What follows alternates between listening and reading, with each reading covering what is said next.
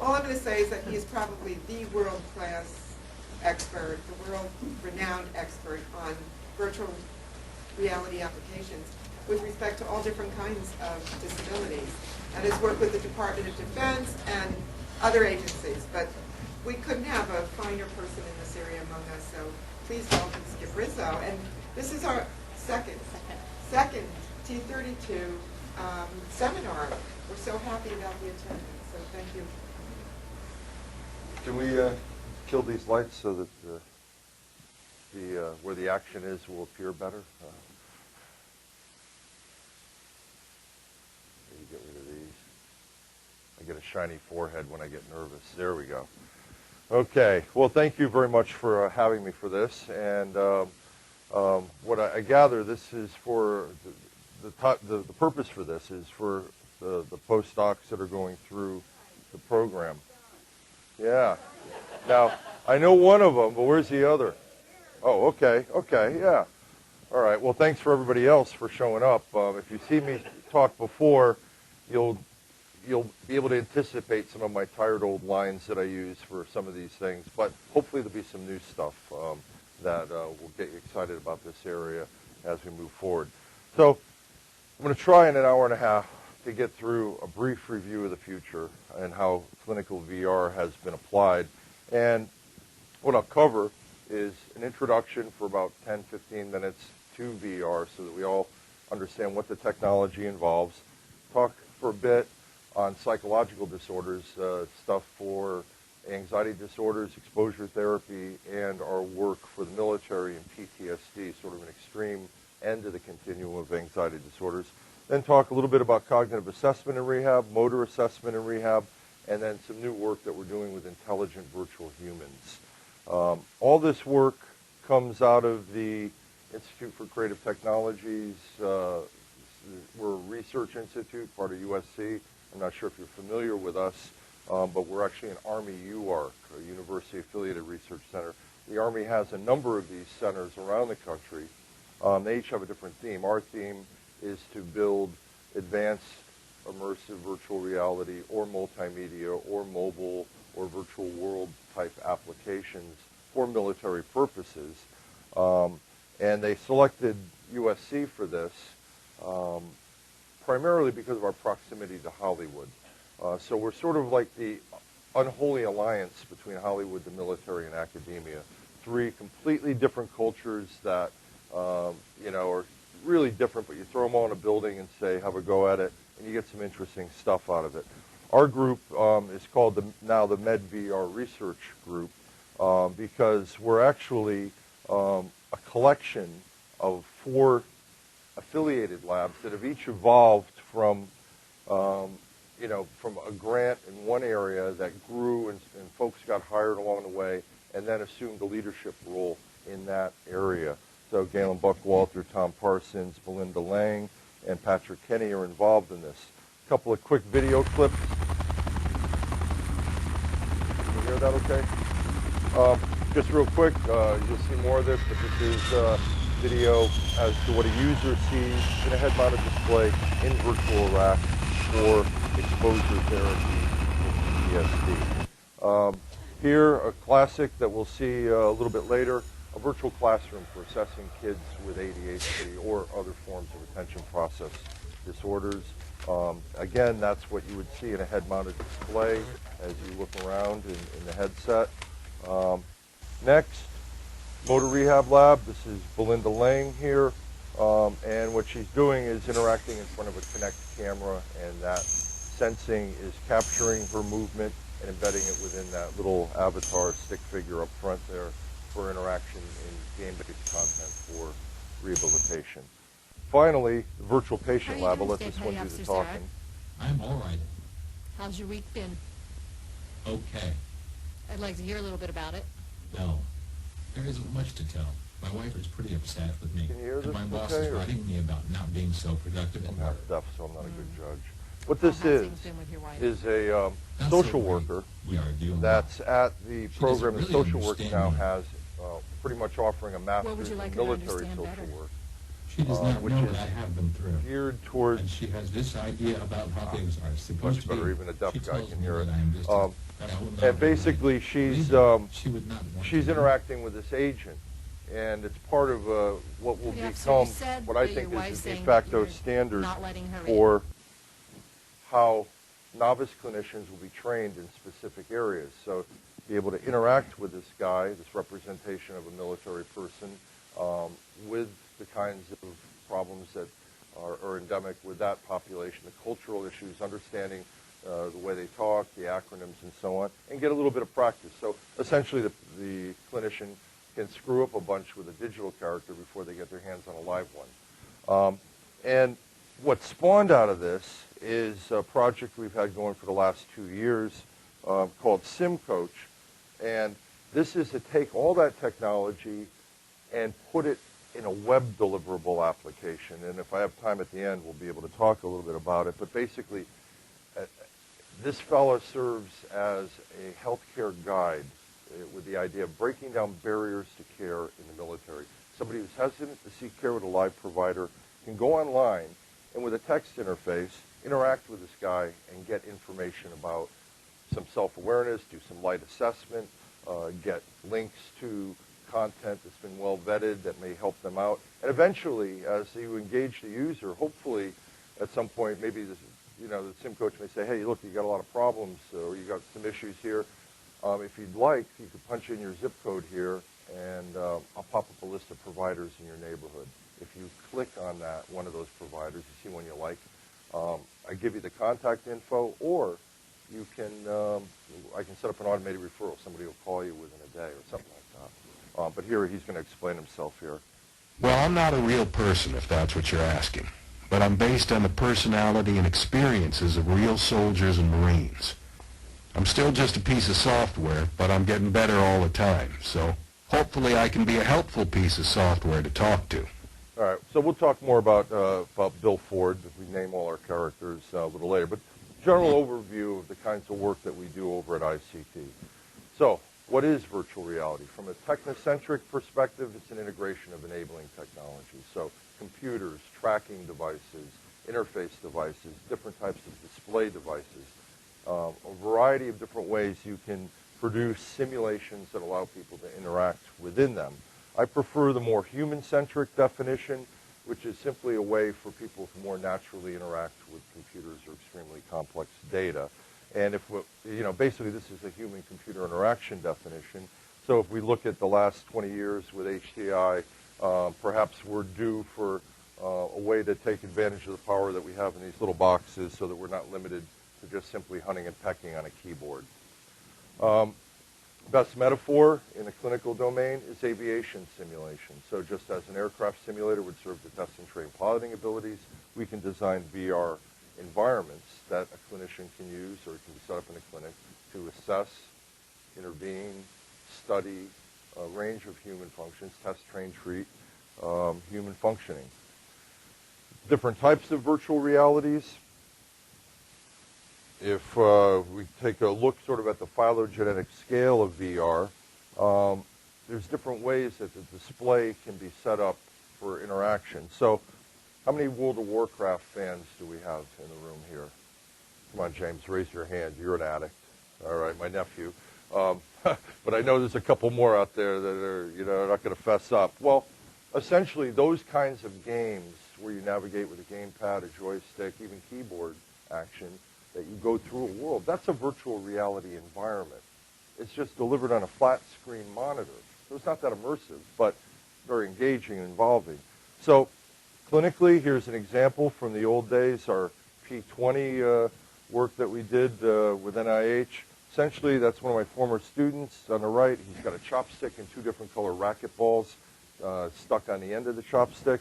A webcam, Logitech $50 webcam is tracking the movement of those colors and animating that plane through an action. So as the user reaches forward, it goes faster, pulls back, it slows down.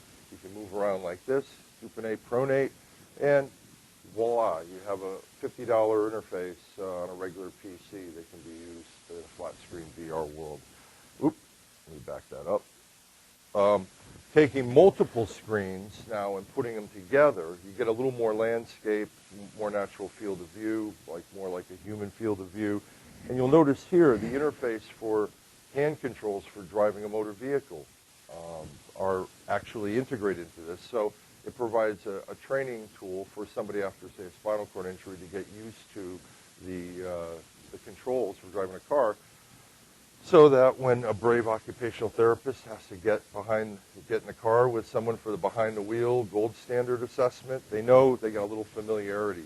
So here's what that type of environment would look like, and I'll just leave that running while we move ahead. The next step up is stereoscopic VR. And you'll notice here the engine kind of popping up out of the screen like a hologram that you can interact with. Well, that affords us the opportunity to attract gloves, to move it, to look at things in a more natural way. And here's something we did back in 1996 for depth perception, very basic thing. And the user is manipulating the object on the right with a tracking device to match it with the target on the left. And the target on the left, of course, moves. You can measure at a pixel level of matching ability. And the time and the fluidity of the movement to do it, how many times it goes back and forth. We could also manipulate the size, shape, color, orientation, background distractors presented, and so forth, and get a real fine measure of depth perception. Back in 1996, though, the problem was that cost about $350,000 in computing and display technology to deliver. So it wasn't so pragmatic back then. Well, we have some good news coming up, but you take that same technology and you put it on walls and floor projections. You can build a cube that somebody can walk in called a cave, which is very immersive, very, very cool, but not very practical for everyday clinical purposes. So I'm not really even going to talk about that. But the good news is that here we have Belinda Lang interacting in a game with what was a $2,200 Samsung stereo television bought at Best Buy 3 years ago, I think, and interacting with a very low-cost tracking device, driving that penguin down the ski slope. And essentially, for under 4K now, you can far surpass what was available back in 1996 for 350K. So the technology has come along, driven by a number of factors, which we'll get into later. But the technology has improved. It is feasible to do this stuff at a low cost. It's no longer pie-in-the-sky stuff. Finally, head-mounted displays. You see a variety of different types of head-mounted displays that are available. And basically, the key thing to know about head-mounted displays is that you've got a panel for each eye that delivers the graphics or whatever the content is. You can deliver stereo if you choose that way. But the key element is a tracking device on the headset. So this tracking device, in real time, tells the computer where your head is positioned in the movement. And the computer, in real time, spits back updated graphics so that you get the illusion of being immersed within the graphic environment. And here's an example, again, from our old T20 days, with a user interacting in a handball, reaching kind of a game. What he's got on his hands here are like $7,000 magnetic tracking things that now, for clinical purposes, are completely obsolete and be replaced by the Connect, the work that we're doing with the RERC. In fact, I don't know if you're familiar, we have the Rehab Engineering Research Center supported by NIDR, focusing on aging with and into disabilities. This is a key interface device that we're using in that group, and we're pretty much at the head of the pack, which I'll talk about later in terms of the use of that. Finally, here's another little clip. These aren't matched up so well, but just to illustrate the concept, as the user turns his head, the graphics update in real time. And you're occluded from the outside world, so you're immersed in the virtual environment. The core elements, as you've seen thus far, but in a more formal way, are immersion and interactivity. You don't have to have both for a clinical application. It just depends on what the need of that application is. So, for example, here we've got on that expensive display a mental rotation thing that we'll see a little bit later. And the user is matching a target, matching what he controls into the target. All the action is up front. He doesn't need to be immersed in a novel virtual world to get the value of what this application was developed for. So high interactivity, not at all immersive. He turns around, he sees the camera crew, the people in the lab, and so forth. Same with this one. This, again, taken down at Rancho with the Kinect, with the user interacting in this game format that we've developed, and essentially the same thing. You know, if he turns, he's in the lab, he turns around, he'll see everybody, but he's engaged even on a flat screen little laptop device to interact in the game. Again, no immersion, high interactivity. Over here, we have a clip from Tamar Weiss's work in Israel, and I want to pause it for a second and set it up. This is a system called the IREX system, and essentially the user sitting over here, camera above the screen is capturing him and pasting his video capture into the graphic world. That video capture actually can interact with some of these graphic objects that are being floated by him. And one of the golden moments in range of motion rehab will occur with this red ball here. So, right here. That extra little push. That's what you want. So in this case, I call this half immersive and highly interactive. You see the OT stabilizing his shoulders. So he's in a room that he can look around, but he sees himself embedded in the graphic environment. So it creates somewhat of a psychological immersion. Finally, you know, again, the virtual classroom. We'll see more of this, so I won't belabor the point. But again, this is what the user sees as they turn their head and look around in the virtual classroom. And they can interact with the content presented in the world. So I think Myron Kruger got it right back in 1993 when he said essentially we're going from automating paradigms of the past to creating a new one, leveraging these things like immersion and natural interaction. Computers are great at automating processes. That's what they're really good at. And we can automate, you know, tests. If you're in psychology, you know, automated MMPIs have been around for years. And they're great. They're great tools. They're efficiency tools. But VR goes beyond that and allows us to leverage these assets in ways that I think are a paradigm shift in the ways we study, assess, and treat clinical health conditions and get people up and moving around, not planted in front of their computers. I'm not going to go into this. If you're interested, though, this is the list of assets that you can draw from in thinking about how to design an application for any clinical area. And each one of these are unique to VR that you can bring into the mix. Some applications use all of them. Some of them use one. But if you want to know more, I have an article, an old one from 2004, but it still stands today because it was more about describing what the assets were and showing exemplars of the applications of the day as examples, and I can send that to you.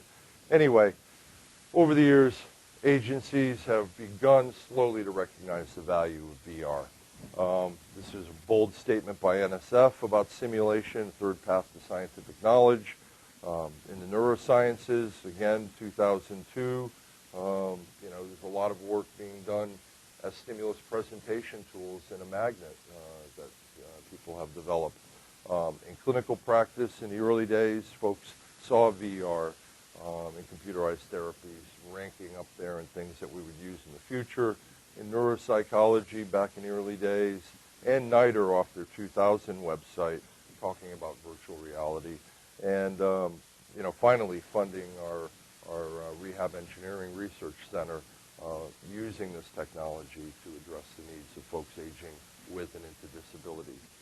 All right, now let's go back in history. Back in 1994, VR was used clinically, and this is where it really got its traction, for exposure therapy with simple phobias.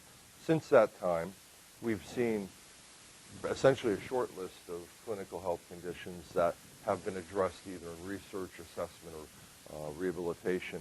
And that list continues to grow as people adopt the technology and get creative in how to apply it.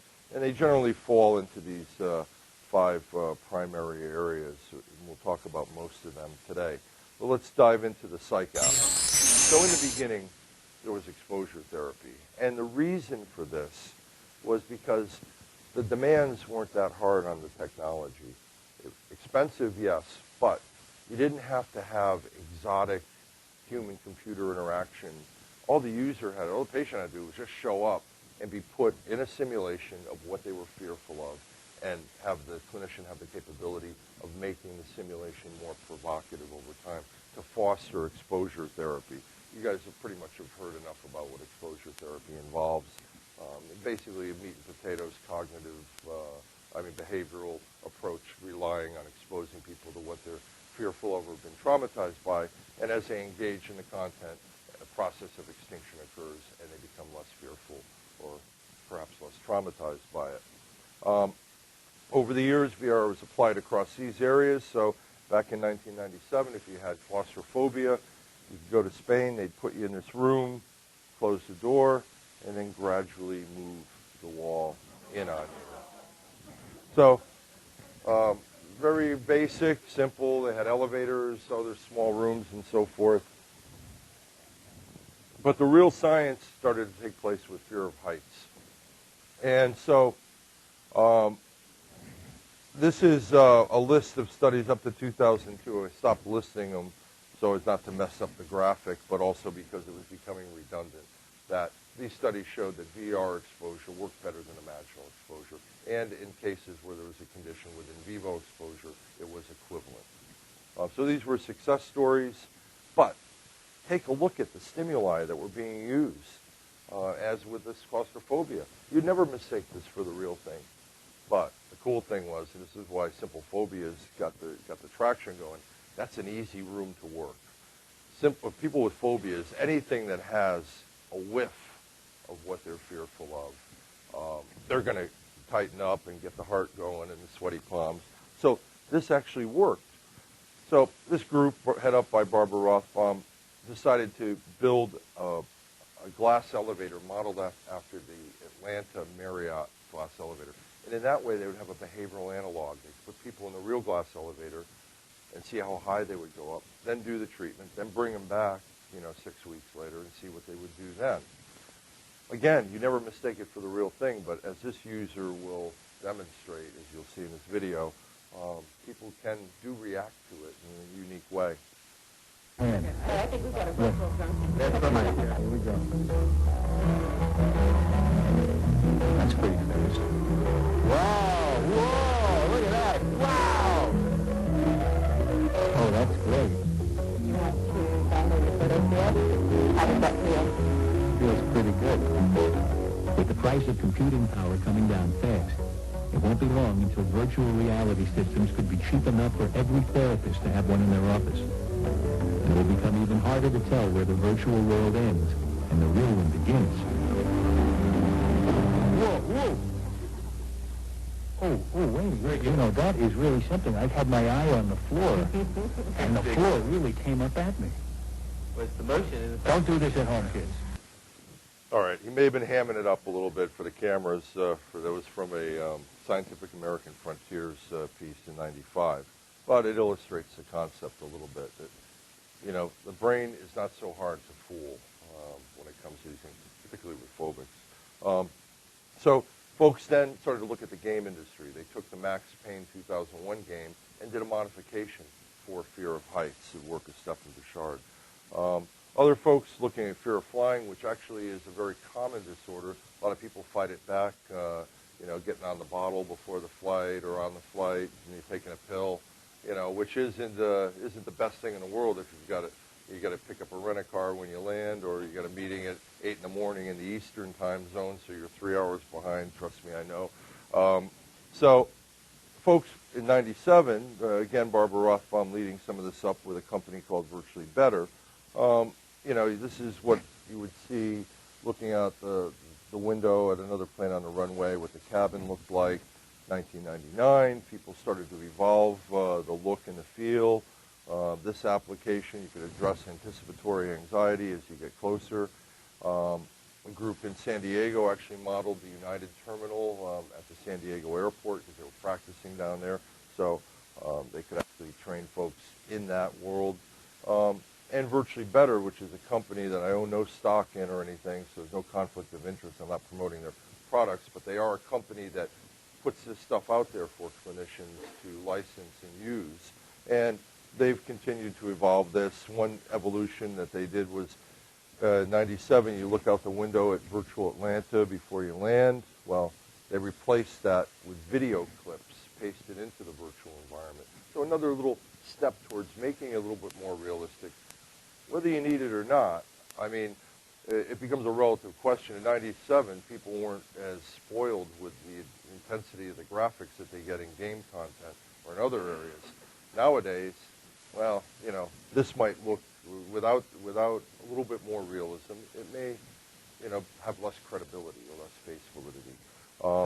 So here would be an example of one of their later iterations. You're heading towards the gate, and all of a sudden you chicken out. I think I better stop and have a drink. But anyway, it goes on. Eventually you get on the plane, and there's your video clips. They must have flown a bunch of flights because they got thunderstorms and rough weather and all that. They got a base shaker you're sitting on, so you're getting the vibration and all that, multi-sensory stuff. Anyway, so that's what it looks like. And these are the applications that are evolving from that. We'll talk about the social phobia and addiction stuff later on. These are video paste-ups of people in these environments, and we'll save that for the end. Well, essentially what we can say from this area is we've gone from the 20th century to the 21st century with advances, perhaps driven by the game industry in a lot of ways. Sorry, I didn't turn my phone off.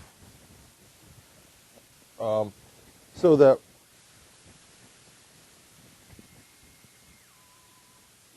sorry about that. Forbidden Planet, 1956. Okay, so, you know, we've seen, you know, these advances in graphics, but, you know, when you get down to it, it's not about the pretty pictures, it's about the data, and does this make a difference for folks? Our group and another group within a couple of months of each other published a meta-analysis looking at exposure therapy for anxiety disorders, and our average effect size was 0.96, but both of these applications, both these meta-analyses came to the same conclusion. VR outperforms imaginal exposure and is as good as in vivo.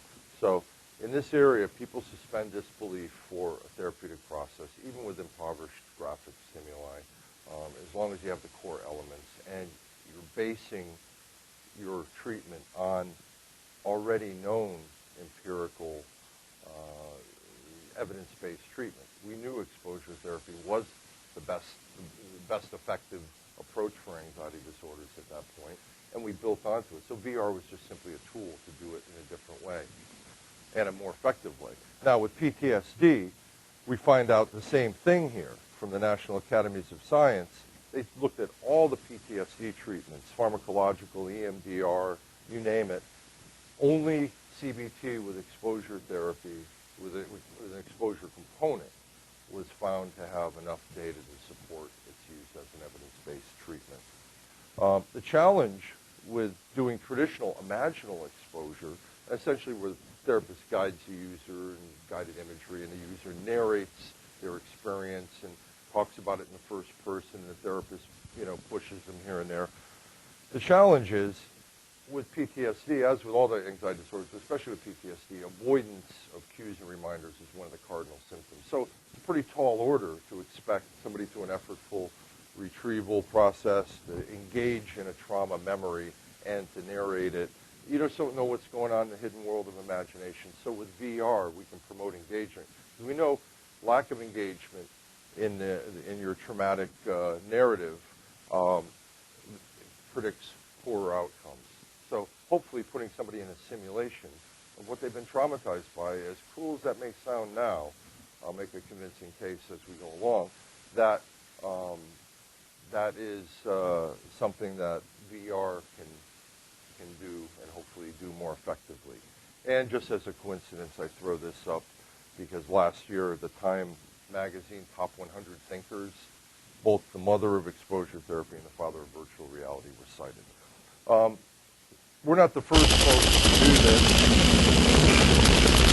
Virtual Vietnam, motor vehicle accident, PTSD, World Trade Center, and bus bombing scenario. I just want to come up for a second to get an idea.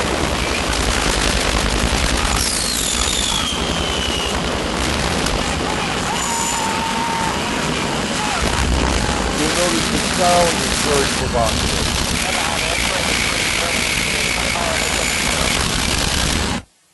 And the key thing there is that I think from working in there for a while, the visuals sort of set a stage and provide a context. The sound is really important for driving the emotion. Because in exposure therapy, you're not teaching the person to relax in the presence of the cues, like with systematic desensitization.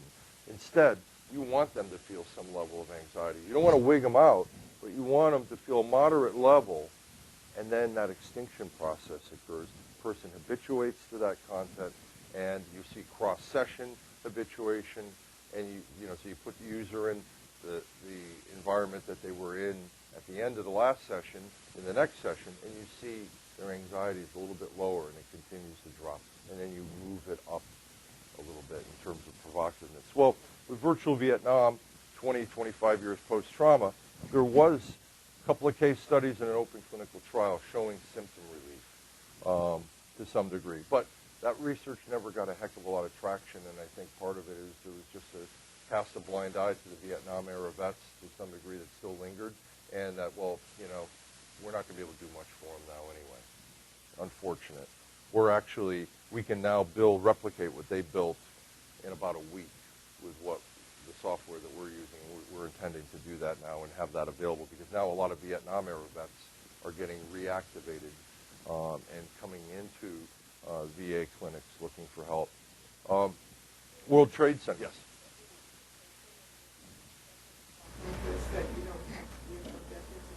You're 100% right. In fact, I have to sign a thing when I presented International Society for Traumatic Stress Studies that we're going to warn people that there's going to be content that could activate folks. So I'm sorry, I should have probably had a disclaimer. I'm sorry, but I'm figuring you guys are all pretty young.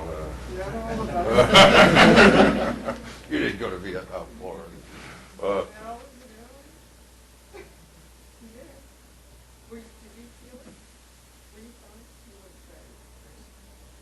Talk later. Okay.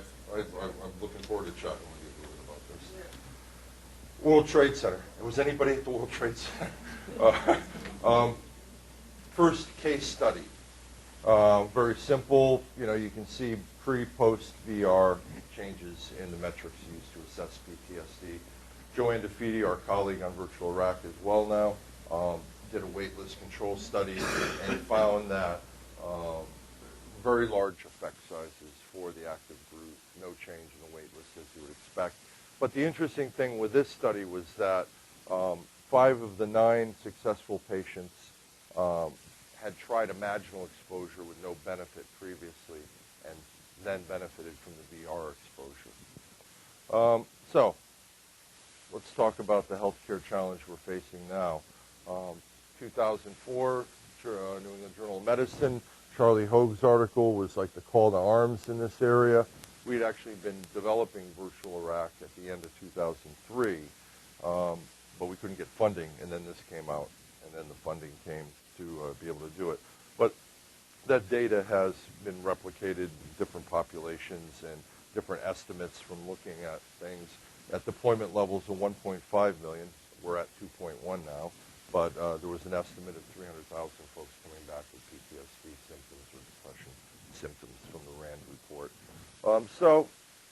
We had the idea in 2003 during the Mission Accomplished era, and went on and started building the scenarios kind of on the side. I'll talk about that in a minute. But basically, the core requirements are to have multiple settings, different way users can go through them, a library of trigger stimuli that the clinician can pop in to modulate the anxiety as part of the exposure. They use a Wizard of Oz interface.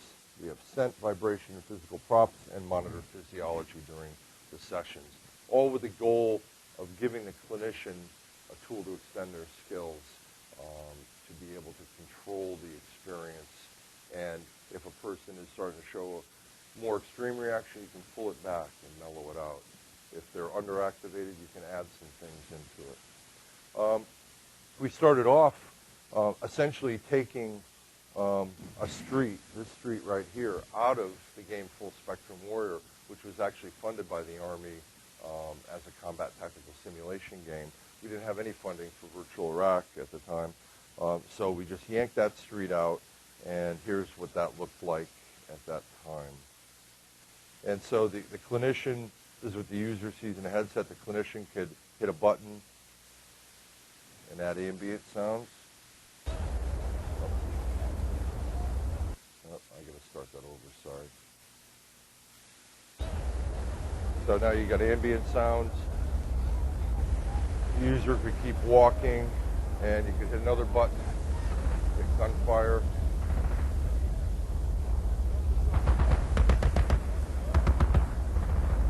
And the user goes into the alley, and at some point, you could call in a helicopter.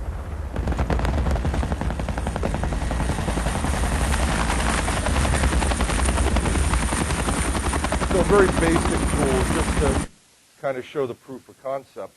We sent it over with one of my former grad students, Greg Rieger, to Iraq, and these are guys, this is a guy in Iraq, in virtual Iraq, to get feedback, because this is not something you can design from the ivory tower of imagination.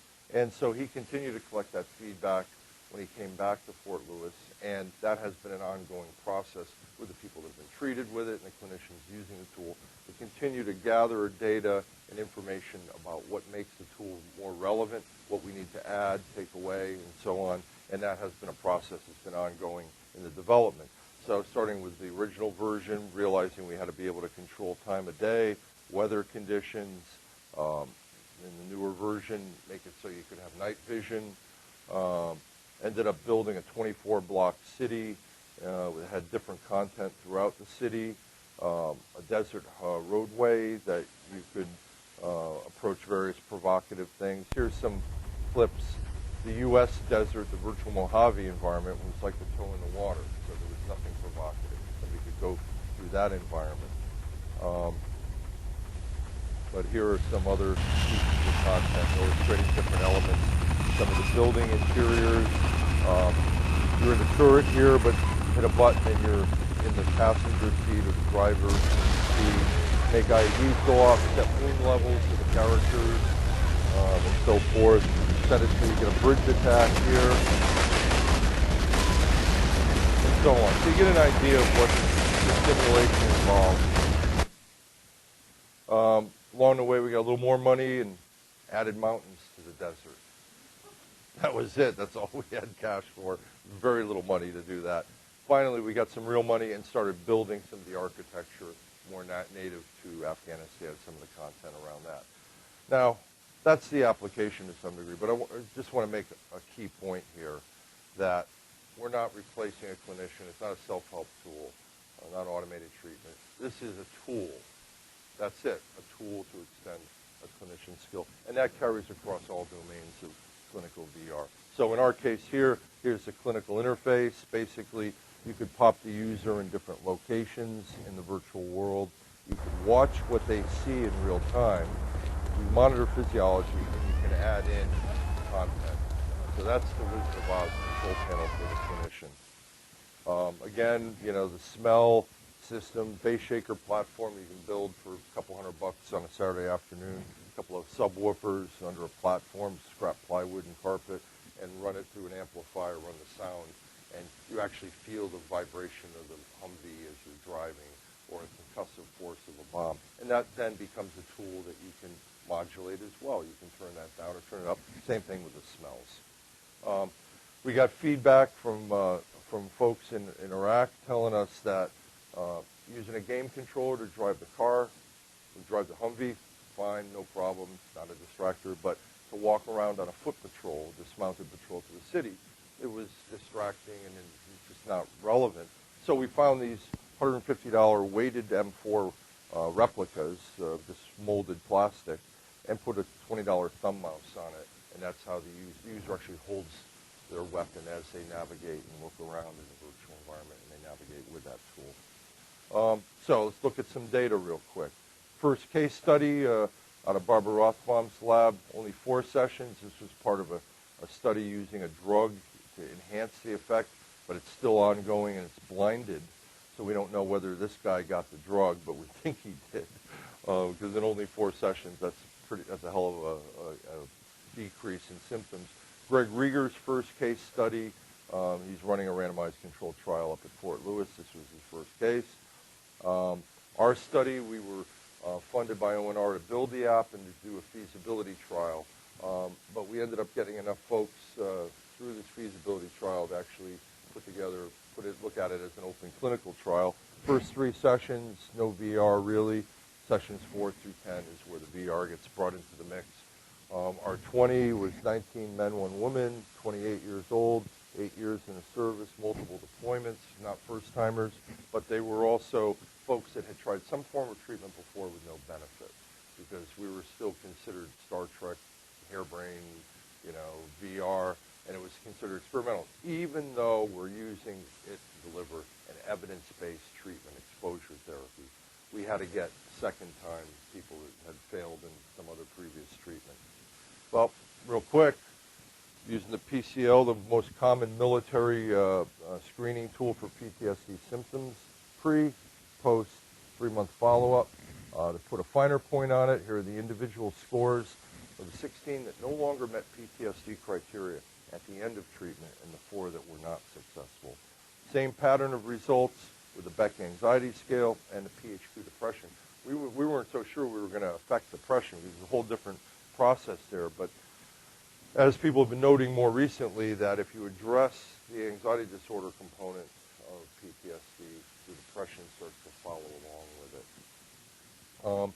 Greg Rieger then, in anticipation of his randomized controlled trial, just did a care as usual non-random comparison. People self-selected whether they had the VR or they went to a cognitive behavioral therapy group, and same pattern of results, and we outperformed the CBT group. But more importantly, the adherence rate was much better in our study compared to the CBT group in terms of dropouts. Now, 42% is nothing to brag about, but if you look at an active duty military population where the median number of therapy sessions that they attend is 1, then we're not doing so bad.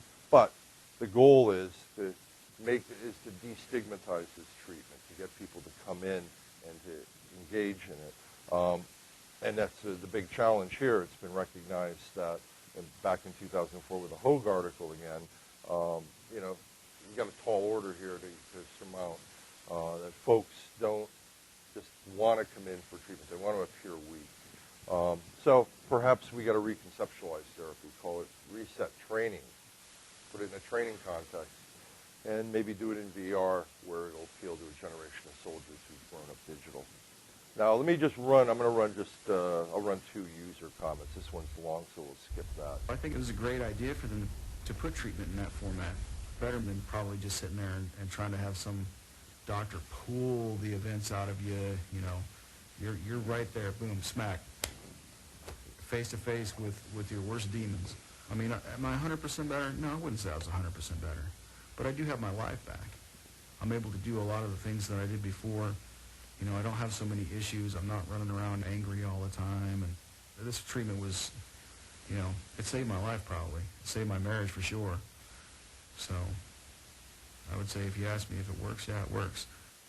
By going through it there, it's not going through my head at night when I'm trying to sleep or when I'm with my wife, times when I don't want it to come up and we start thinking about it. Traumatic things are not normal. You cannot handle the things that we've seen and done. And this is a tool that has helped me out tremendously. Reliving the worst moments of his life has helped him to move on with his life. I'm probably about 80% of who I was before I left, but I think that's pretty good after seeing and doing the things that we've done. 4 night. We'll stop there.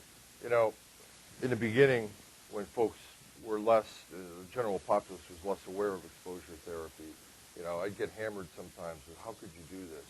Why would you make somebody relive this kind of stuff?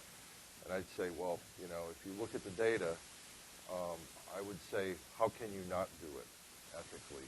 It's hard medicine for a hard problem, but if you look at just supportive counseling, there's studies where they take people 30 days post-trauma that are still scoring high, high risk, and they compare supportive counseling no treatment, and VR. And you see with no treatment at 6 months, 75% went on to be diagnosed with chronic PTSD. With supportive counseling, 67%. With exposure therapy, not VR, just straight exposure therapy, is 22%. So ethically, I would say, again, this is the hard thing, but anyway, yeah. Should there be a correlation between the number of deployments, an inverse correlation between the number of deployments that somebody has had and there's the incidence of PTSD? Oh, it's a direct, straight line. but they've had more exposure, should it go down to the Yeah, but they haven't had controlled exposure. There's a difference between what we're doing here and supporting emotional processing in the course. The clinician, I mean, the patient is not just sitting there, looking around. They're narrating their story. They're talking in the first person. So this is an art as well as a science. It's exposure and the narration. You can debate this point, and the people that do the cognitive processing therapy. Exposure in the same context. They know it's not real. It's an as-if concept. So that's different than 14 exposures to the real thing. So exposure as a word isn't really, doesn't capture it. So you could say that the second deployment is in vivo exposure. In vivo exposure. But the challenge is, people develop, strategies for dealing with that second or fourth deployment, but they might not be helpful strategies for coming back into civilian life or for maintaining a relationship, with their loved ones when they come back. The things that you are geared to be in theater are totally different than what we want here. That's why you see the startle response, the hypervigilance. You want that when you're driving down a road. You want to be watching every piece of trash in a rack, make sure it's on an IED. You don't want that on the 405. Turn it off. Not that this works through habituation, which the other way, I mean, just the more real exposure, the more you get numb, that correlation would go the inverse. But since it isn't, it's something about the as-if environment that allows them to work through.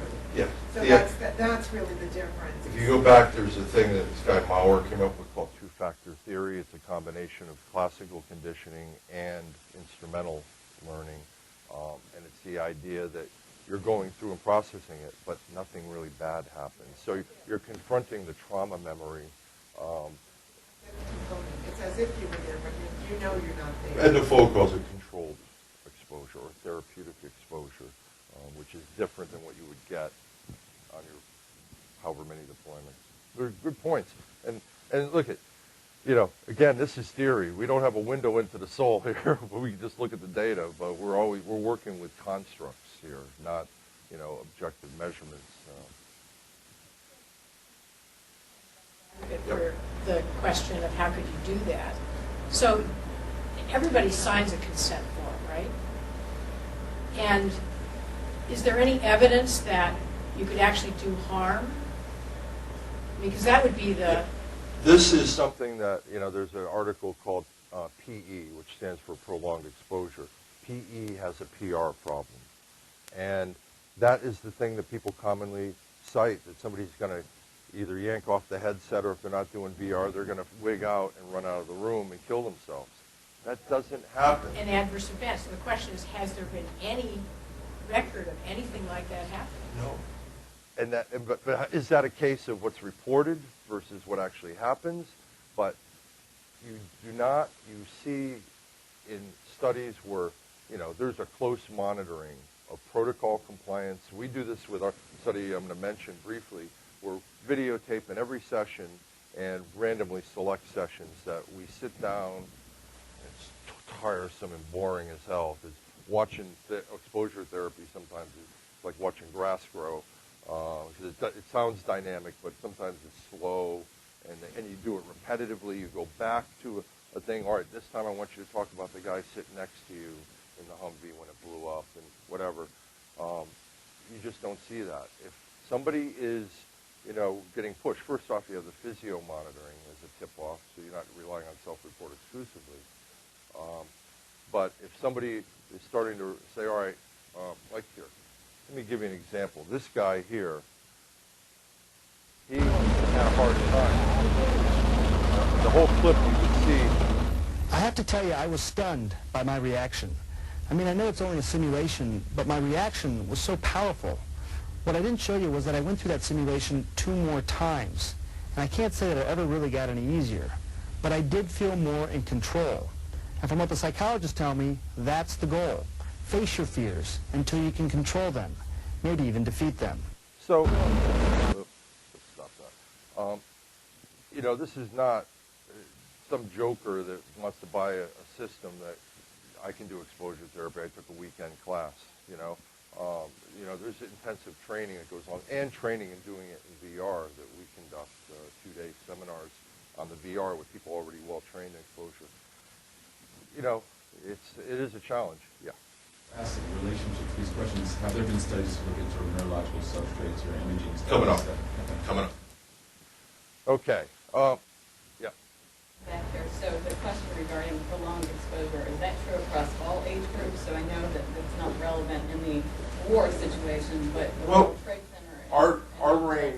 Our range of age in the 20 study was 21 to like 47. Preteen, so young children. Oh, young children. That's a whole nother animal, and I get that all the time about, you know, after a physical, sexual assault, trauma, whatever. And let's say that for lunch, because that is an issue. And according to Barbara Rothbaum, yes, you can do it. I don't know if I would put my toe in that water, but anyway, okay. Here's where it's at. You know, so we've got probably one of the largest user bases of an active clinical standardized approach going on, and more coming on every day. So the cool thing with VR is you build something for one purpose, you can recycle it for other purposes if you think about it and how you design it on the front end. So real quick, because I want to get to the other areas I think more relevant for OT, we took the actual simulation and turned it into a cognitive assessment tool. So we can assess attention, memory, executive function within a military relevant context. And Tom Parsons leading up this work. He's also looking at physiology and to start to get at a whole bunch of research around that. Randomized controlled trials now. There were 3 straight on VR versus Imaginal, with one group at Central Florida looking at adding on other components to the VR exposure. We have a multi-site randomized controlled trial at Walter Reed, Cornell, and down here at the Long Beach VA, using a drug called D-cycloserine, which is a drug that is a partial NMDA, a partial agonist, that has a direct effect in the amygdala. I'll give you one quick example from the animal literature. You can shape a rat to fear a light. Every time a light comes on, they get electric shock. And then if you run the light without the shock 10, 15 times, all of a sudden the rat stops cringing. They've extinguished, they had extinction learning. Well, you can take that rat before you do the extinction trials and damage the amygdala in a certain area, and they don't extinguish. You can run that light 1,000 times and they still cringe. It's horrible research, but what's done. You give that rat D-cycloserine and they extinguish again, even though there's been damage to that area of the amygdala. A growing body of research. The D-cycloserine is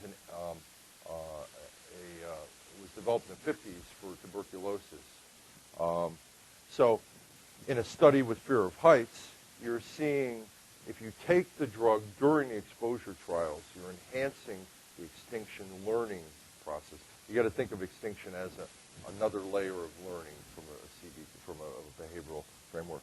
And with fear of heights in VR, one of the first studies with VR, we see improved effects at 3 months, but also other studies with traditional forms of exposure have shown similar results. So that's the study we're doing now, very large and time-consuming piece of work. Then, in a pilot study, to address your question, 8 patients. 5 went through VR. 3 went through traditional imaginal exposure. Walter Reed, Mike Roy ran this study.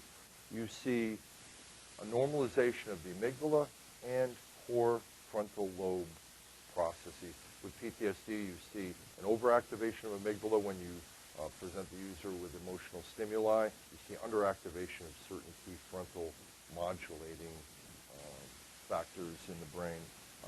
And pilot data. There's a whole other study going on with this now. Brett, what are watts? And we had a Yes. Jeopardy Brain Game question 600. a couple Look, weeks ago.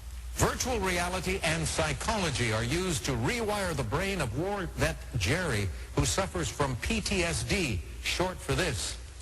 Brett, what is post-traumatic stress It could have made disorder? it harder. That is it. And now the last clue. But anyway, assessment, 3 groups are doing that now. One at Draper Labs out of MIT that's looking at using the content, putting people through when they return from their deployment, looking at the physiology, following them up 6 months later, seeing which ones run into trouble, go back and mine the data, look for patterns. Basic core of all 3 of those studies. The rebuild and the update of virtual Iraq, as I mentioned, we've got funding now essentially the old virtual Iraq is 2004 software. Now we're using state-of-the-art software called Unity. You can just see a comparison here, the shadowing, the lighting, the vehicles, the better sound. Anyway, that's in development now. Much more diverse content available. And then finally, taking the tool and putting it on the front end before people get deployed, put them through a series of VR training modules to deal with emotional challenges and to develop coping skills. The colloquial name is the Emotional Obstacle Course, but the study is actually, the application is called Strive. And we were funded to develop this, where we take virtual Iraq, Afghanistan, we draw on behavioral theory and latent inhibition and state-dependent learning, and we leverage assets at ICT for the unique experience here with objective measurement. And real quick, what this involves, we reuse virtual Iraq, Afghanistan, and we create a series of 30 episodes, 5 to 10 minute episodes. So instead of watching Band of Brothers, you're in it. At the end of each episode, something bad happens based on what people have reported with PTSD as the things that haunt them. Seeing a child die, seeing human remains, getting attacked, fear of your life, these kinds of events. The way we build these, let me go back here. The key element here is that we're not just exposing people to things in advance of what they're going to experience, but at that moment, we deliver coping skill training based on the things that have been endorsed and have some evidence basis to them with the positive psychology approach of Seligman and so on, to teach people that it's not the event that causes the emotion, but what you say to yourself, how you interpret and appraise that event. So we use virtual humans to build this episode, so you get to know these characters. You're interacting with these characters along the way so that when a character maybe has something bad happen to them, you maybe feel something like you felt if you watched Game of Thrones near the end of the first season. Anybody watch that? Well, there's a character there that you kind of grew to love that something bad happens to, and it's like, whoa, no. But anyway, that's what we're aiming to do with this kind of stuff, to engage people in an interactive narrative, to use cinematic strategies like Charlie Sheen's narration in Platoon that sets a stage, saves us from having to build everything out. And then out comes a virtual mentor at the heat of when everything goes bad and then the world freezes when people stop as the explosion or whatever's happened. Virtual mentor walks out and engages the user in a psychoeducational or cognitive coping strategy.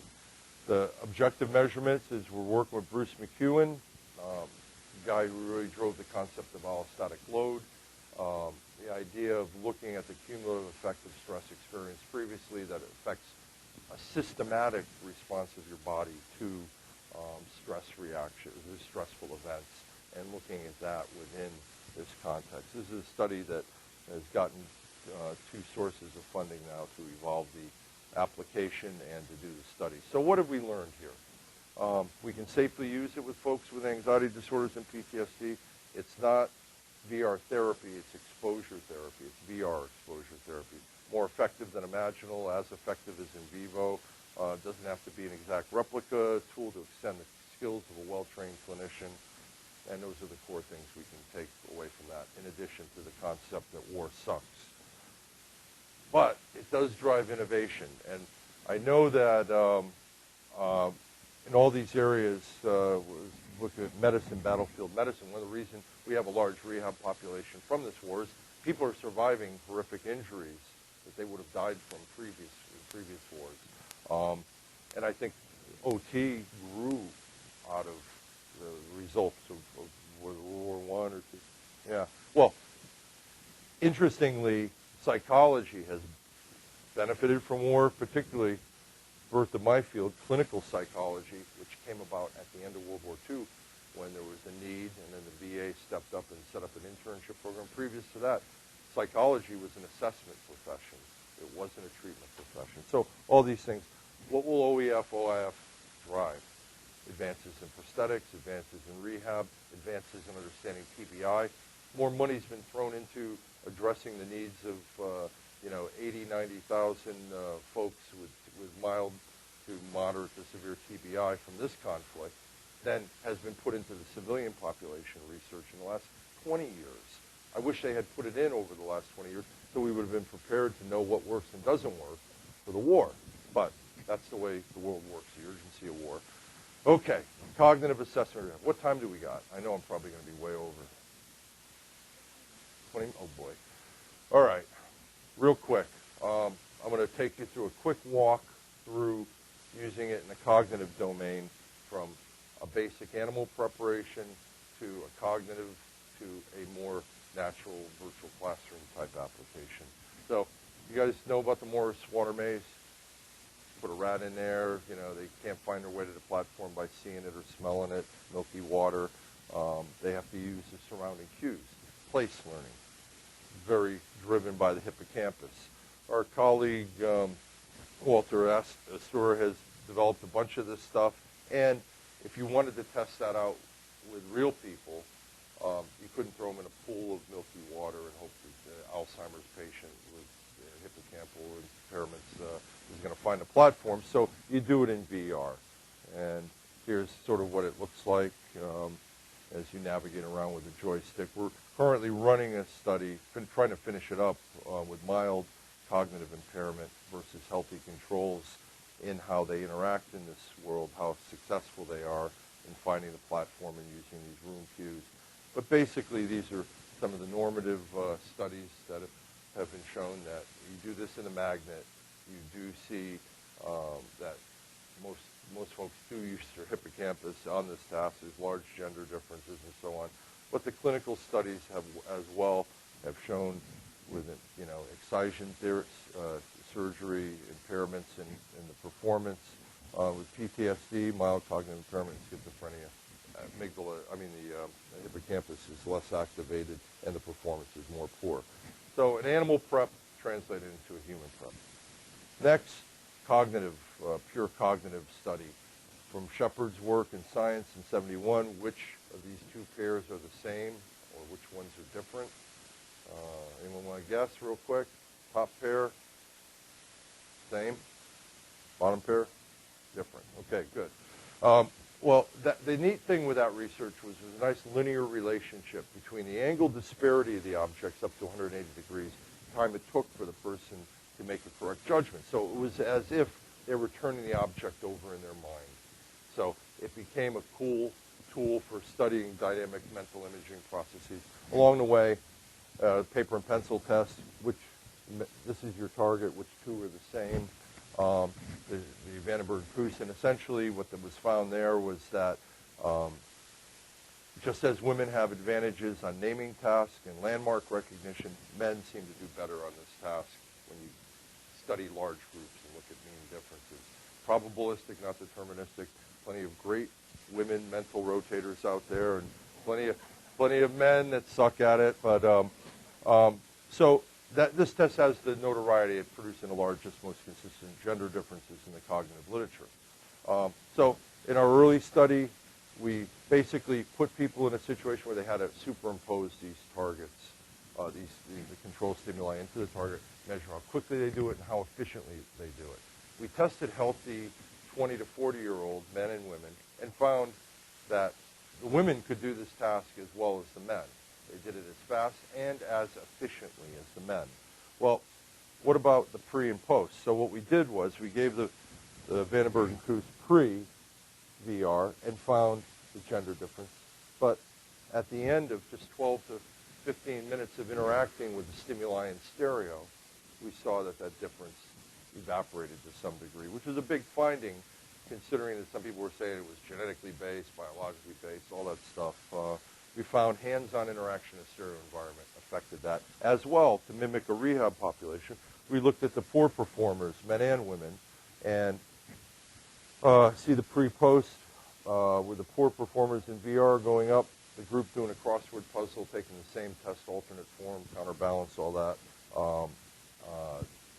Just a practice effect, but not anywhere near the positive effect there.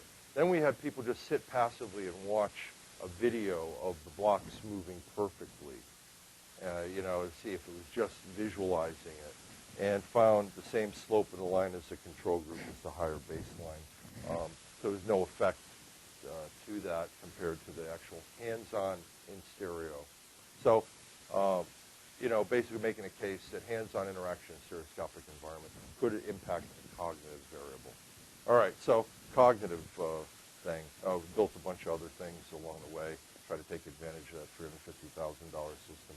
But other folks took the approach that I think is more common to an OT mentality, and that is build functional environments and look at performance within those functional environments. And so this was an application in '94 that actually showed the first transfer of training from a VR training simulation to the real world with a clinical population.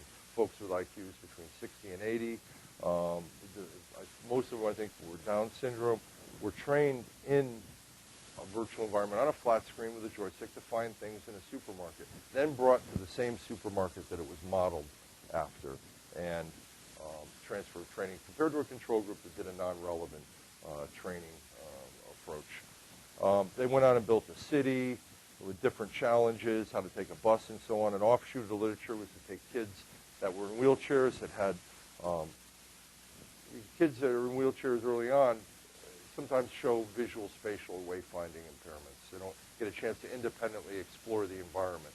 So they took these kids before they ever went to their school, built a tutorial that showed them how to get around to the cafeteria, the fire exit, the water fountain, bathrooms, and brought them to the real school and found that, again, the transfer of training compared to a control group to the real school happened.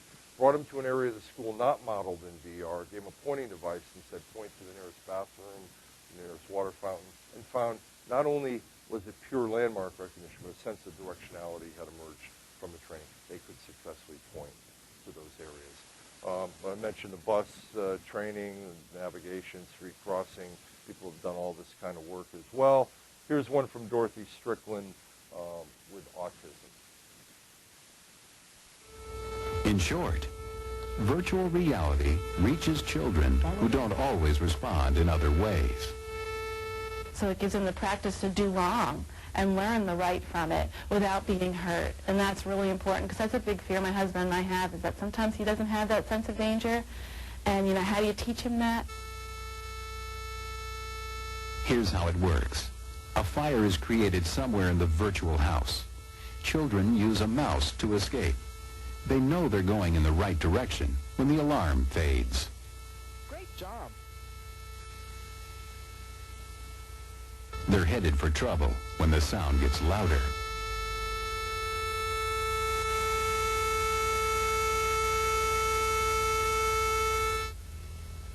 Great job. The object is to get out and meet under a tree. Great job. Sit and wait. So there's that concept. And then move on here. You could select different characters that might appeal to this population. Do arrowless learning, give them arrows to follow and so forth. And this leads up to the virtual classroom. And essentially, this was started in 1999. This is what it looked like in a head-mounted display. The user had to pay attention to the letters on the blackboard, hit when they saw an AX sequence. Meanwhile, we had cars go by the window, men walk into the classroom with hall sounds and so forth. Even a paper airplane that floated around the room, as you'll see in a second. This is what it looked like back then. You've already seen the other video. There's the red airplane. Oops, come on back. There we go.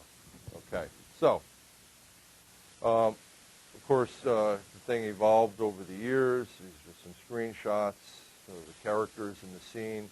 And essentially, we're able to have it look more real, to have different types of distractions at different points around the classroom, each side and in the center. So in this case, the child had a hit when they saw an AK sequence. You see that paper airplane display there? Yeah. Anyway, the school bus is going to pull by with sound. Anyway, you get the concept here, the idea, just like an aircraft simulator, a controlled stimulus environment in an ecologically relevant world, so that we can go beyond the traditional ways, in this case with ADD, history taken, basic, digit span, forward, backwards, all that stuff, rating scales, and flat screen impoverished stimuli in a variable clinician's office, sometimes with your parent right behind you and so on. Anyway, first clinical test with it, a small pilot, 8 ADHD that were very much ADHD, and we tested them in the morning before they took their meds, so they had a night washout on their meds. But we found with the traditional measures, there was some variability in distinguishing the groups, that it didn't really work so well. When we ran the kids through 10 minutes in that classroom with no distractions, you see ADHD in yellow, healthy controls in red, missed target, hitting when there was no target, reaction time, not different, and variability, response variability, reaction time, different. When you add in distraction now, you see something happen here where everything is significantly different, the core elements here. But let's just focus on omissions and commissions, because when you don't have distraction, ADHD kids miss more and impulsively respond more compared to the healthy control group.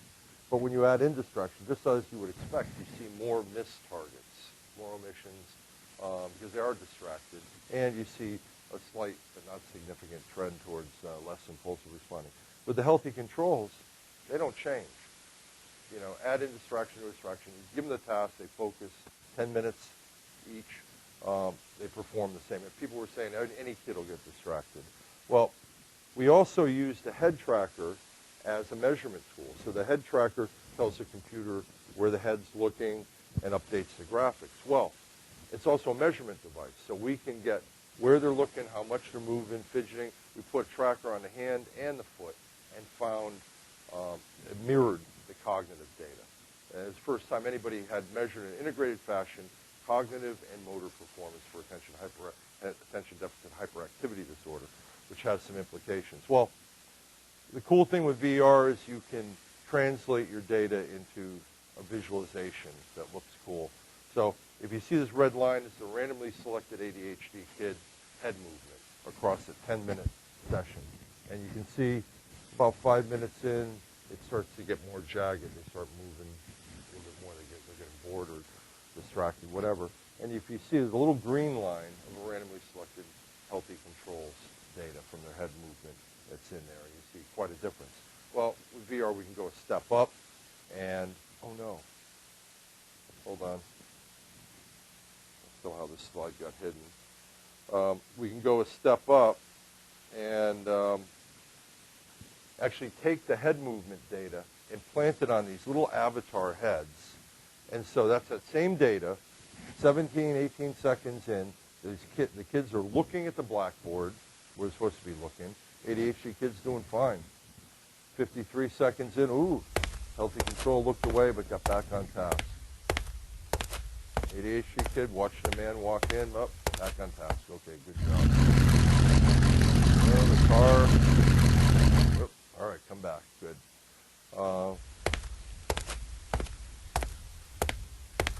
You know, he's struggling to get back on task, and these same distractors recycled over and over, so they weren't so novel after a few minutes. Now we're going to jump to 5 minutes ahead, and this is when we really start to see the breakdown in the performance. Ooh, a quick look by the healthy control of that.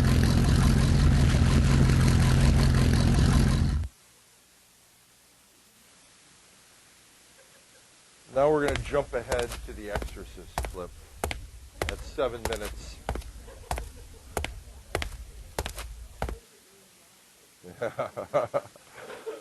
Here we go. Here we go. And at this point, now the attention is starting to fade. Now he's going to see the paper airplane fly around like this. And here he caught it. There we go. Follow it around the room. Now I'm going to look up at the ceiling. So you really get an intuitive feel as to the impact of this type of disorder on a child, managing of what's going on in the environment. You can also get the data from that. So missed targets from both groups when the child wasn't looking at the board. So we can tell a distraction error, it's not in their field of view, versus a loss of focus error. So another asset that you can get from using a head mount in this type of app. Built a bunch of other stuff. I want to fly through it. Published a bunch so far in this stuff. I'm going to, in the interest of time, I want to get onto the motor stuff and at least fly through that.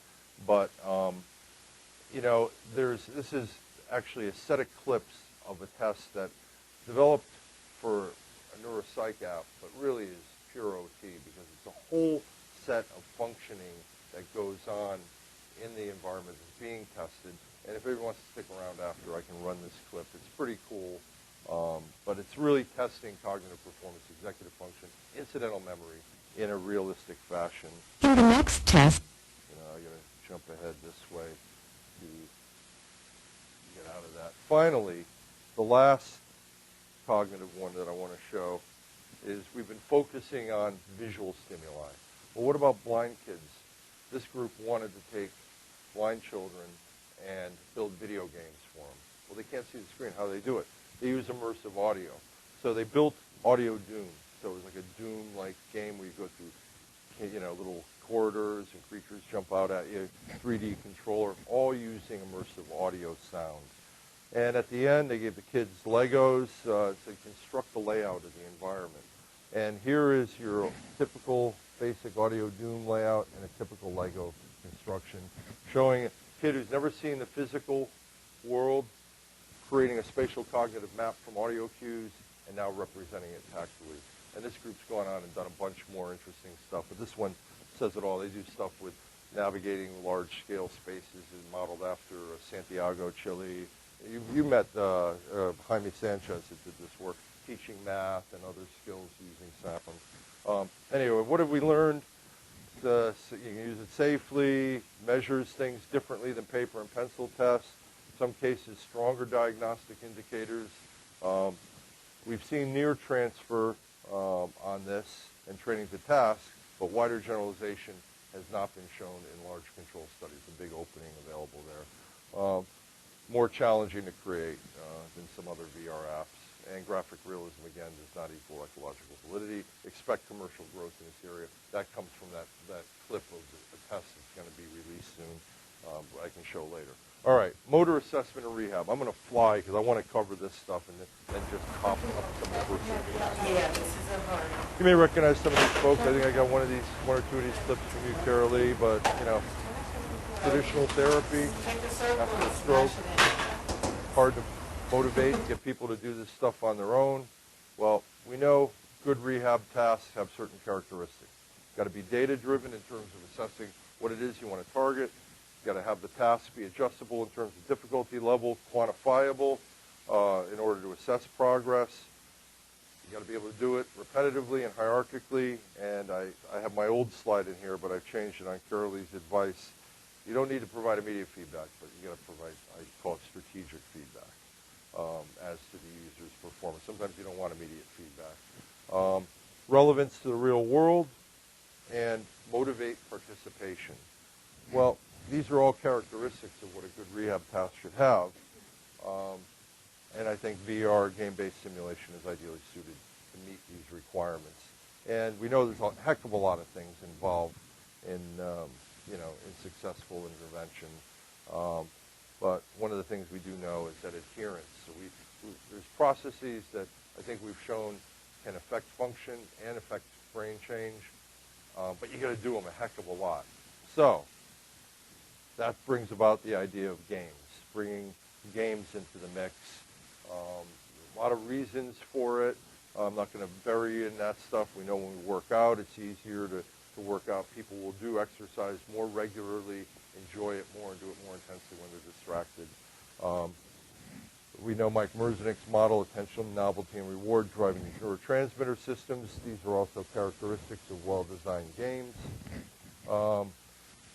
Been some studies showing that interaction in VR game-like environments actually changes brain function. We've seen this already, but there's a whole variation on the theme, different games that are available. Run through a couple of these. Here's one where they looked at ankle dorsiflexion with kids with CP. They used that same system. The camera is off to the side and capturing the foot there or the foot down there. And the goal is to kick the coconuts up or to kick the little monkeys to a higher place.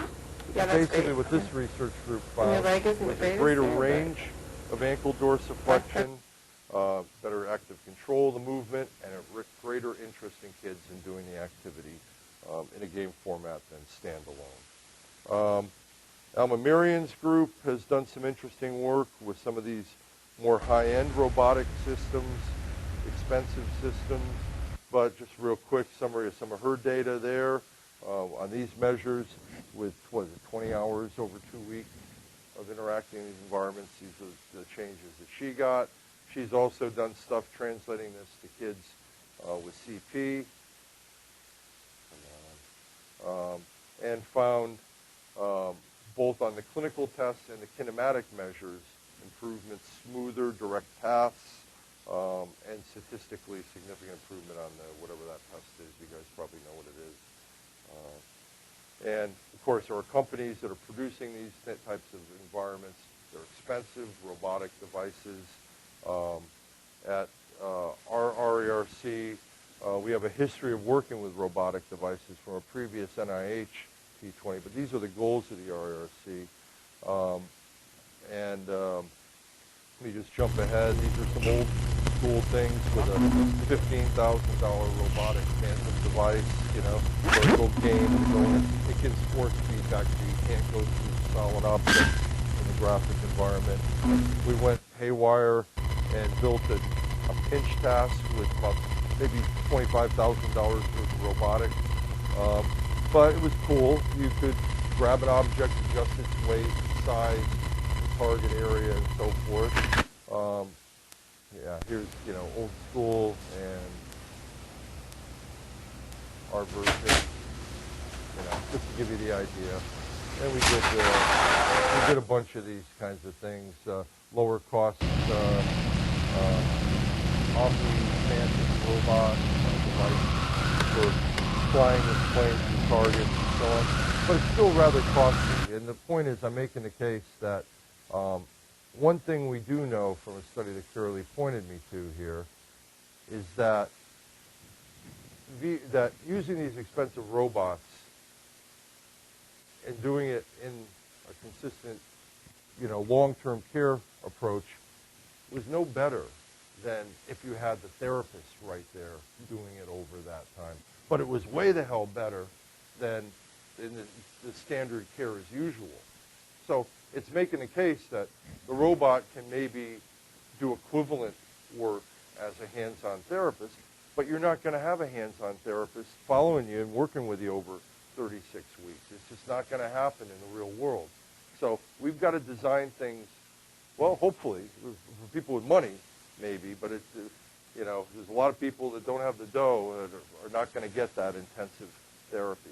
So you've got to look at this as a way, I mean, again, it's just like exposure therapy. It's a tool to deliver a form of treatment. It's not like some novel therapeutic ingredient. So the goal is to bring down the costs and get it more accessible. So over the years with the P20, our group and other groups messed around with webcams to track user movement and embed it within a game. And some of the things we came up with out of this, you've seen the penguin racing game here. Here's the webcam and a light strapped to this guy's head. The racquetballs here. Here we use LED lights on a jogging weight we could take off, the weight and make it lighter, so on and so forth. You get an idea of some of these things.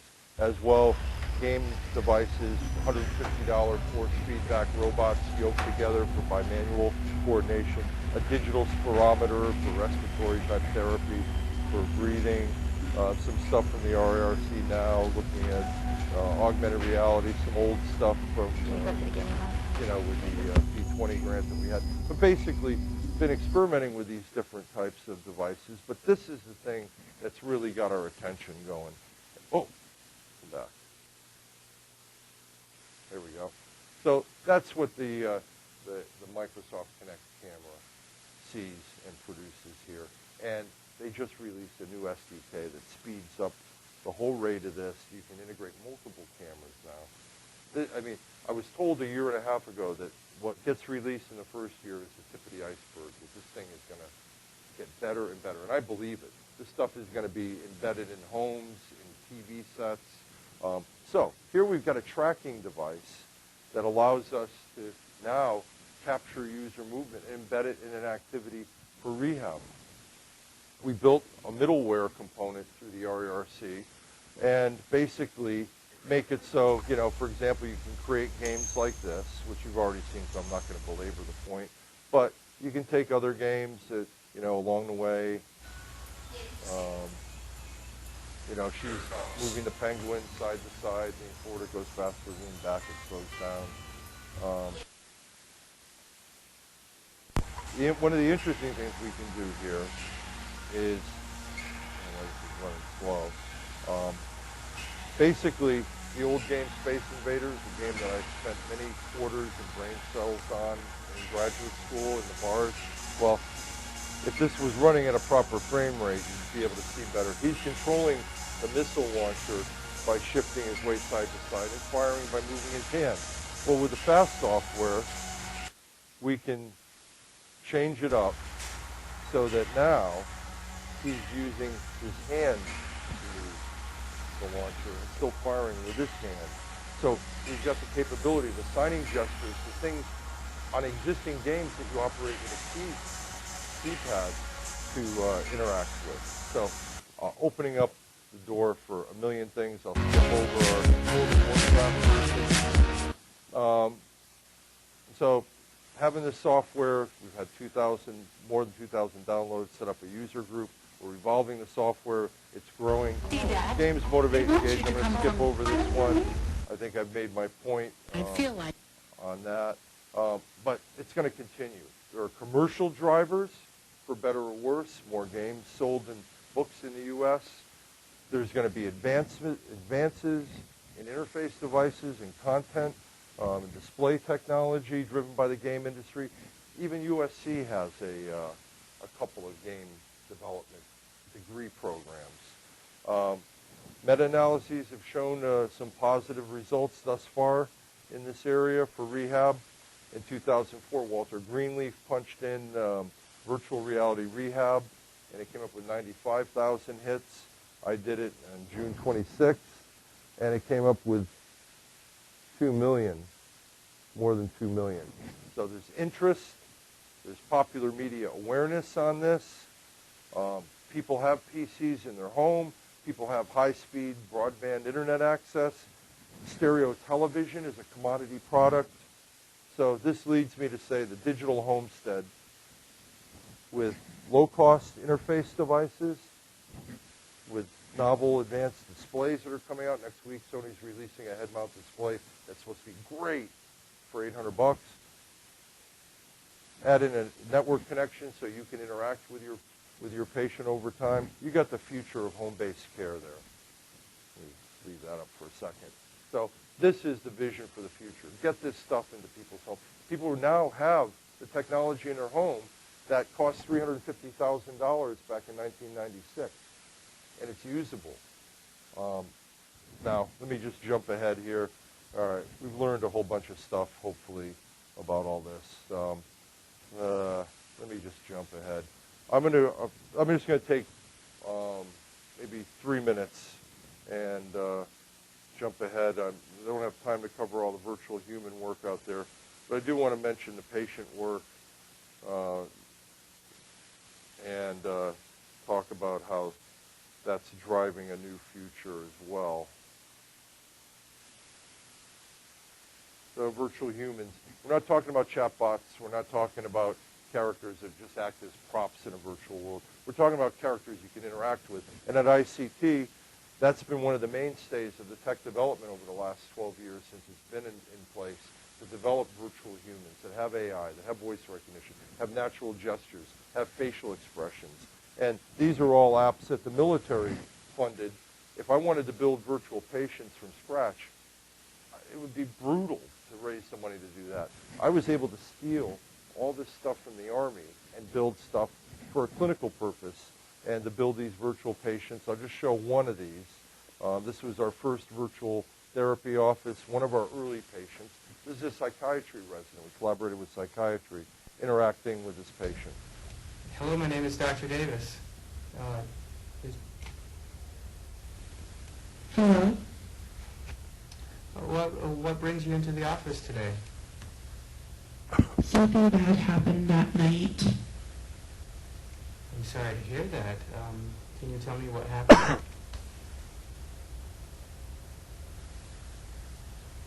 I was in the car with Eddie and he stopped the car and wanted me to kiss him, but when I tried to stop him, he threatened me with a knife.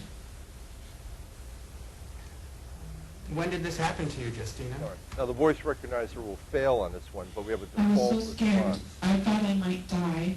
So that could happen in a therapy session, but it didn't answer his question. We built It must these have been in. very tough for you. Yeah, it still is. So nice empathy response there.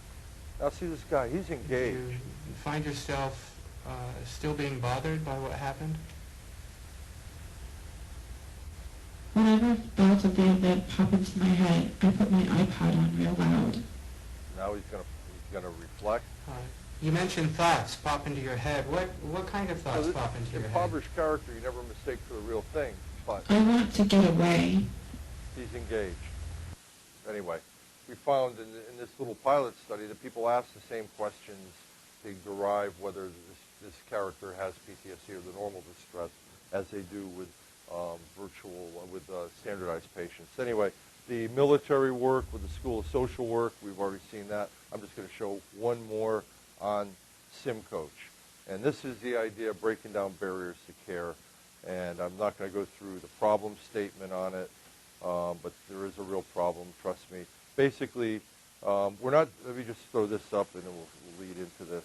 We're not, this is what a SimCoach involves.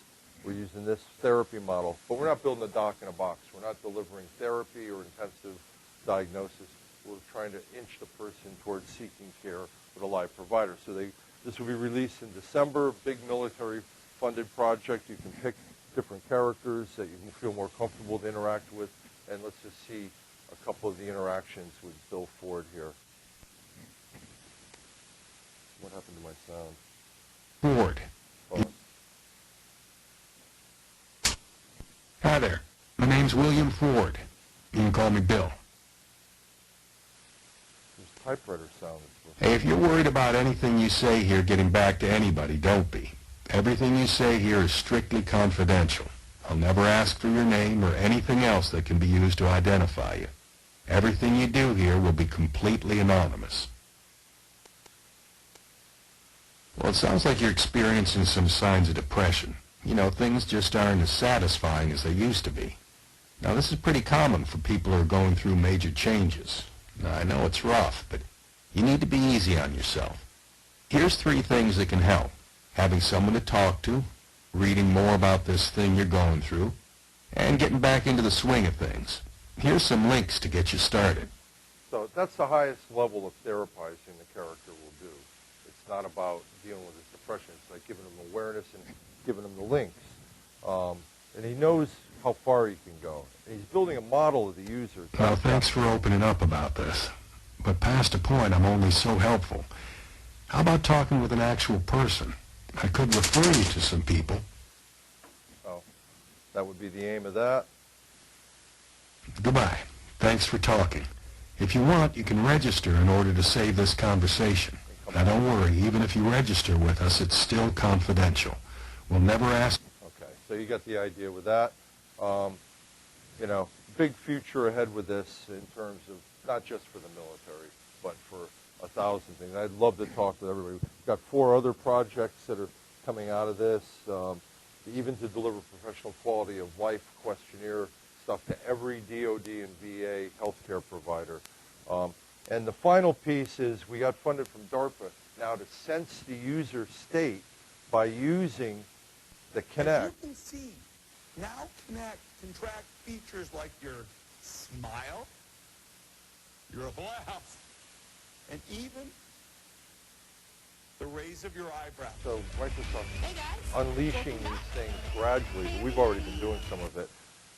And essentially, the goal is to give SimCoach a window into the user's face, gesture, pose, and vocal prosody as another signal of information to inform the types of things that he may engage you on, as well to design this is the large project from DARPA, but to design a telemed support tool. So if the user agrees, and there's privacy issues involved in all this. I'm not skipping over that, I just don't have time. But basically, you can interact with a person and have a clinical decision support tool that pops up and gives you further information, brings up comparison with the vocal prosody from the previous session, a way to make the telemed thing a little bit more interesting. Mobile SimCoach, I'm done here. And I just want to add, this is what I wanted to get to, is that you've already seen the digital homestead, but now, what about a digital character that can fill in for you in guiding and supporting and engaging the user in their home-based exercise?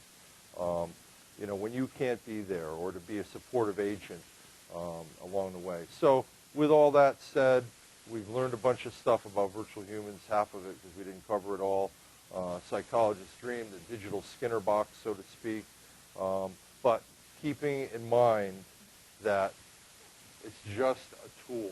It's not a replacement for good clinical skill. And it's based on ingredients we know already are effective in traditional ways, and we want to do it better, or do it in ways we can't do it. So the future, very bright future ahead, you know, new century at hand, da-da-da-da, you can read that yourself. It's actually from 110 years ago about the telephone. But it just shows where that technology brought us and what this new technology will bring us. If you're interested, we have a society on virtual rehab. We can give you more info on that. And if you want a copy of this whole talk with all the videos embedded in the new version of PowerPoint, you get all the videos. It comes to about 5 gigs, but I'll be glad to share it with anybody that wants any of the content. And that's it. I'm done. Sorry, I went way over.